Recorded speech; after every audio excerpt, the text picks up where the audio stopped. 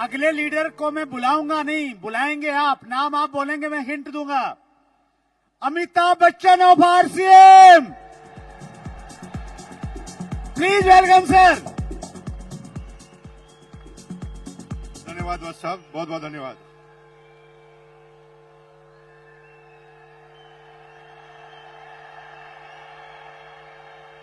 धन्यवाद धन्यवाद धन्यवाद भाई। मुझे टोटल 2 मिनट दिए, 30 सेकंड आप खा गए। अब रुक जाओ यार भाई, 2 मिनट बात करने दो मुझे। अभी मुझे जिंदगी में पहली बार ऐसा टारगेट मिला वत्स साहब की तरह कि 2 मिनट के अंदर समझाना है। मुझे 2 मिनट की जगह मैं 2 घंटे से तो सोच ही रहा हूं कि 2 घंटे में 2 मिनट में बताऊं क्या मैं आपको। मैं आपको एक गाना गाता हूं और गाना गाकर आप मेरे साथ आप गाइए और आपको ये बिजनेस समझ में आएगा। अपनी तो जैसे तैसे, क्योंकि आपकी एज अगर 30 साल 40 साल 50 साल है ना, तो आपकी तो कट जाएगी। गाइए मेरे साथ, अपनी तो जैसे तैसे कट जाएगी, आपका नहीं मेरे बच्चों का क्या होगा जनाबे आली। यहां पर थोड़ा गलत जा रहे हैं आप, क्योंकि आपकी कट गई। अभी तो आपने जो बेरोजगारी देखे ना मेरे भाइयों, वो बेरोजगारी सिस्टम की बेरोजगारी थी। पूरी दुनिया के सारे वैज्ञानिक उन मशीनों के आविष्कार में लगे हैं जहां पर इंसानों की जरूरत ही ना पड़े। एक जेसीबी आई, 100 मजदूर गायब। एक जेसीबी आई, 100 मजदूर गायब। एक मशीन आई, पेंटर गायब हो गए। अभी तो कमांड की बेरोजगारी है, अब एआई की बेरोजगारी चालू होगी मेरे भाई।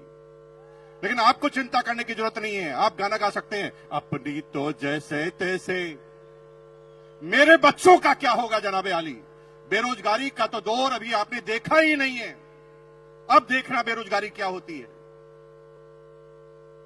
अगले 15 सालों में हिंदुस्तान से 2 करोड़ ड्राइवर गायब हो जाएंगे, क्योंकि ड्राइवरलेस गाड़ियां आएगी नहीं। आ गई है। रुको टीचर, मेरे भाई टीचर रुको। 25 साल बाद आप भूल जाएंगे कि टीचर होता क्या है, क्योंकि एआई बेस्ड रोबोटिक टीचरों ने काम करना चालू कर दिया है। एक रोबोट सारी क्लास, सारी भाषाएं, सारे सब्जेक्ट पढ़ाएगा।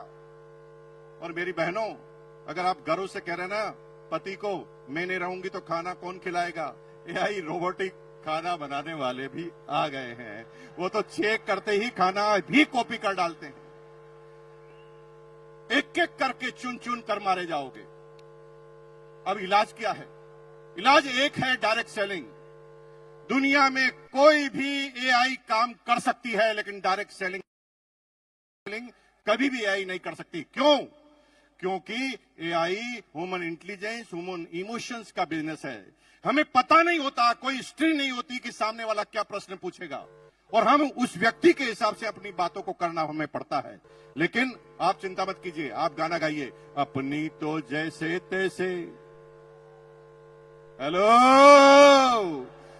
अपने लिए नहीं, अपने बच्चों के लिए करना चालू कर दो, क्योंकि आपके इसके अलावा आपके पास और कोई तरीका बचने वाला नहीं है।